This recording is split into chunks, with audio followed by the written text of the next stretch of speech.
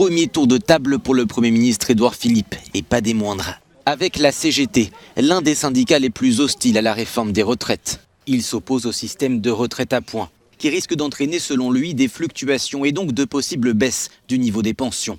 Il y avait deux conceptions de la protection sociale qui s'affrontaient. Une individualiste, alors c'est pas ce qu'a dit le Premier ministre, puis le nôtre, l'amélioration du système actuel qui prône la solidarité.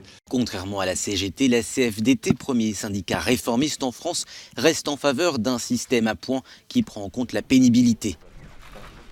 En revanche, les deux syndicats se rejoignent sur leur opposition à la mise en place d'un âge pivot. Une mesure pour inciter à travailler jusqu'à 64 ans, soit 2 ans de plus pour obtenir une retraite à taux plein. Si vous n'attendez pas vos 64 ans, votre pension écope d'une décote. Si vous allez même au-delà de 64 ans, c'est un bonus. Pour les syndicats, c'est un calcul financier qui se fait au détriment des salariés. Pour la CFDT, c'est la ligne rouge qui a été dépassée. À la sortie de Matignon, le numéro 1 du syndicat a affirmé être encore très loin d'un accord avec le gouvernement qui laisse malgré tout quelques portes ouvertes. Ce mercredi, Emmanuel Macron s'est même dit prêt à quelques améliorations, notamment sur la question de l'âge pivot. Objectif, éviter un enlisement de la grève pendant la période des fêtes.